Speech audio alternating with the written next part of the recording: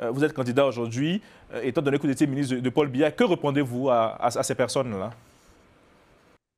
Euh, il ne faut pas faire preuve d'amateurisme politique et puis passer pour être professeur en la matière. Le président de la République est comptable devant la nation, pas les ministres. Les ministres sont comptables devant le président de la République. À l'occasion des différents postes ministériels que j'ai eu le privilège d'occuper, en particulier ministre en charge des transports, ministre en charge de la communication porte-parole du gouvernement, et puis tout récemment, ministre en charge de l'emploi et de la formation professionnelle, je revendique ce que j'ai fait.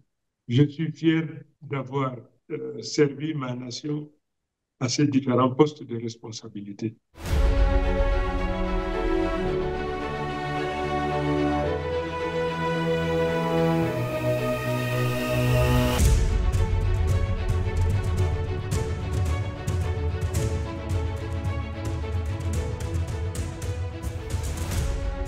Bonsoir à tous. Nous recevons ce soir sur les antennes de Global Africa Télé-Sud M. Issa Chiroma Bakary, ancien ministre de la Communication et candidat à l'élection présidentielle au Cameroun.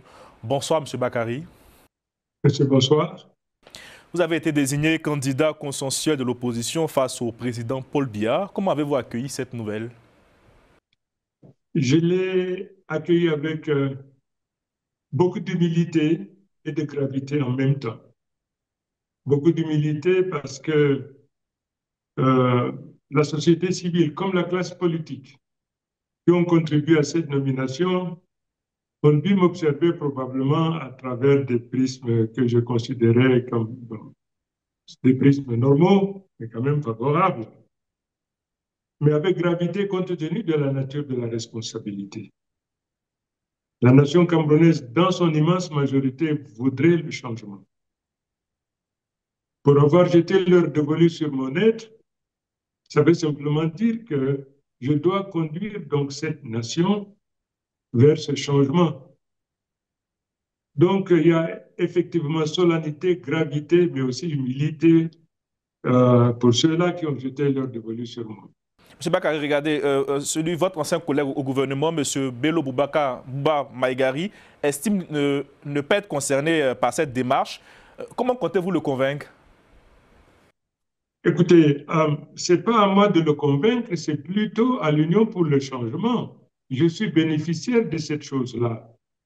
À l'Union pour le changement d'aller vers tous les autres candidats qui sont réticents et qui n'ont peut-être pas été suffisamment éclairés sur le processus.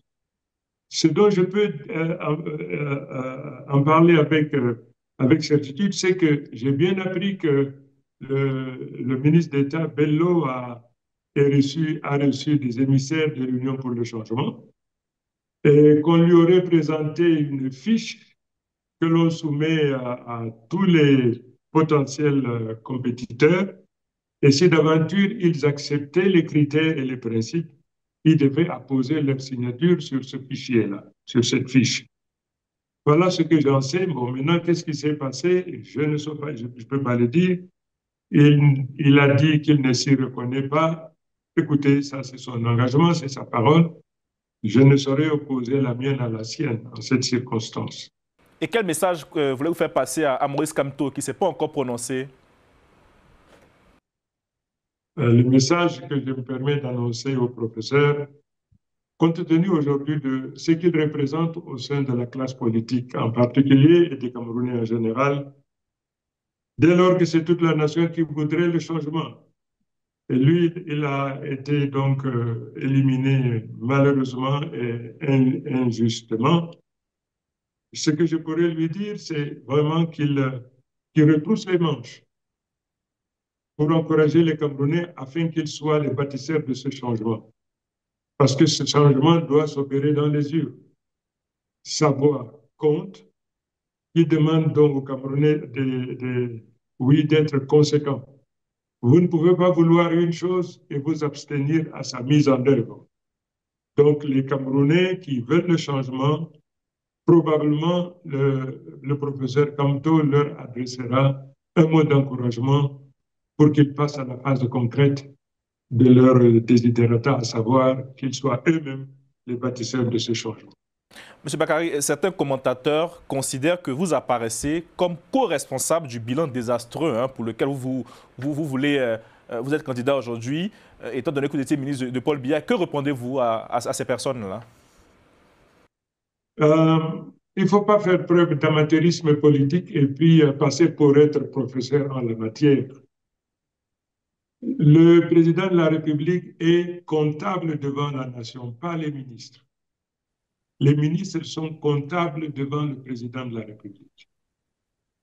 À l'occasion des différents postes ministériels que j'ai eu le privilège d'occuper, en particulier ministre en charge des transports, ministre en charge de la communication porte-parole du gouvernement, et puis tout récemment, ministre en charge de l'emploi et de la formation professionnelle, je revendique ce que j'ai fait.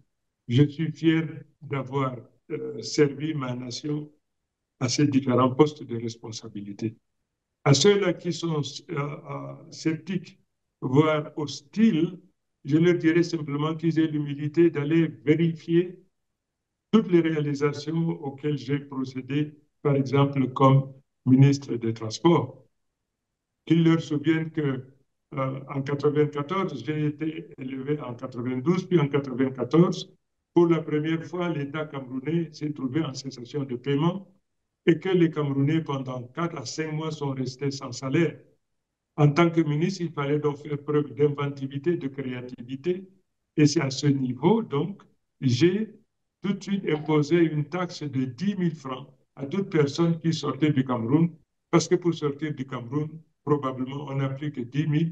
La nation étant en difficulté, ces contributions pouvaient arriver sans pour autant que ça gêne ceux qui y contribuent. C'est dans cette lancée que j'ai mis en place le péage. Parce que ceux qui dégradent la route doivent contribuer à sa réparation et à la construction des autres routes. J'ai mis également le pesage. Le pesage, c'est pour limiter la charge par essieu, parce qu'une route doit être élastique et non plastique. Bref, j'ai mis également le PGFT. Vous savez, lorsque vous posez la question aux transporteurs camerounais aujourd'hui, ils vous diront qu'ils s'en souviennent toujours. C'est parce que j'ai mis cet organe en place. Cet organe a la responsabilité de la gestion des marchandises en transit pour le Tchad ou pour la République centrafricaine. Avant que je mette cet organe, il existait un chaos infernal. Dès lors que j'ai mis ça en place, et tous ceux qui dirigent ça aujourd'hui relèvent encore de ma compétence. Ministre des Transports, les ADC, c'est mes enfants, c'est ma création. Notre terminal à conteneurs a bénéficié des équipements que je suis allé chercher au Japon. Même chose donc pour notre port. Avant que je ne vienne, tous les accognés étaient des étrangers. Les Camerounais, chez eux, ne pouvaient pas être accognés. Il a bien fallu que je vienne pour que les Camerounais se sentent aussi princes chez eux dans ce domaine, dans plusieurs domaines. Donc, comme ministre des Transports, je revendique ce que j'ai fait. Comme ministre de la Communication, vous-même, vous êtes journaliste, vous savez ce que j'ai fait. Il y a une seule chose que je n'ai pas pu faire, pas de mon fait, mais à cause des proches collaborateurs du chef de l'État qui ont érigé des obstacles parce qu'il s'agissait de la réhabilitation de la CRTV. Le chef de l'État m'avait instruit d'aller en Chine pour chercher des partenaires, c'est ce que j'ai fait. Mais lorsqu'il fallait attribuer le marché, évidemment, il y avait StarTime et puis Huawei. Tous les collaborateurs ont préféré que ce marché soit attribué à Huawei. Le chef de l'État, en toute connaissance de cause, a privilégié StarTime. Bref, autant j'ai fait beaucoup de choses. Vous, les journalistes, c'était sous mon administration que les journalistes pouvaient accéder à la présidence de la République, aller aux aéroports pour accueillir des délégations étrangères. Bref, j'ai organisé les états généraux de la communication. Là également, j'ai tenté, essayant également de mettre en place un compte d'affectation qui puisse donc aider aux journalistes qui vivent aujourd'hui des très difficiles. Donc, ce compte d'affectation, si on l'avait mis en place, ça aurait contribué au financement du fonctionnement de la presse de manière générale. Voilà ce que j'ai fait comme ministre des Transports, ministre de la Communication et ma foi à l'emploi et la formation professionnelle. Le dernier poste que j'ai connu, je suis également fier de ce que j'ai fait là-bas parce que c'est parce que je suis passé par là qu'enfin on parle de la formation professionnelle. Vous savez, notre système éducatif a formé plus de gestionnaires de richesses que de bâtisseurs, de créateurs de richesses. Simplement parce que la formation professionnelle qui crée des richesses et des emplois était placée sous l'éteignoir. Il a bien fallu que je vienne, que je sorte donc de l'ombre de l'éteignoir, la formation professionnelle, que j'ai placée sur un piédestal et qui est devenu en vérité un ordre d'enseignement au même titre que les autres ordres. Bref, j'ai également, et c'est la dernière chose que je dirais, pour dire que je suis fier de ce que j'ai fait de mon passage au gouvernement. Alors, l'année dernière, j'ai pu collecter presque 15 milliards auprès des travailleurs étrangers comme leur contribution à la formation, à la construction de centres de formation professionnelle. Voilà ce que j'ai dit. Donc, je suis fier de ce que j'ai fait et que tous ceux-là qui sont réticents, qu'ils jugent plutôt le maçon au pied du mur au lieu de vouloir jeter le bébé avec l'eau du bain. On est pris par le temps. Moi, j'ai une question très simple pour vous. Si demain, vous arrivez au pouvoir, quelle sera votre première mesure? La réconciliation des Camerounais avec eux-mêmes, avec leur histoire. La refondation et la reconstruction, la réhabilitation. Vous savez, aujourd'hui, malheureusement, tout va à volo. Il est question donc pour moi, d'abord que les Camerounais s'acceptent. Pour qu'ils s'acceptent, il faudrait engager un processus de réconciliation. Il faudrait désarmer le cœur des Camerounais parce qu'aujourd'hui, malheureusement, il y a un discours haineux qui a tendance à diviser les Camerounais, chose incompréhensible, inacceptable. Simplement parce que nous ne pouvons pas être dotés par la nature des richesses naturelles prodigieuses comme c'est le cas et que le Camerounais soit pauvre comme nous connaissons. Bref, ça c'est les premières mesures.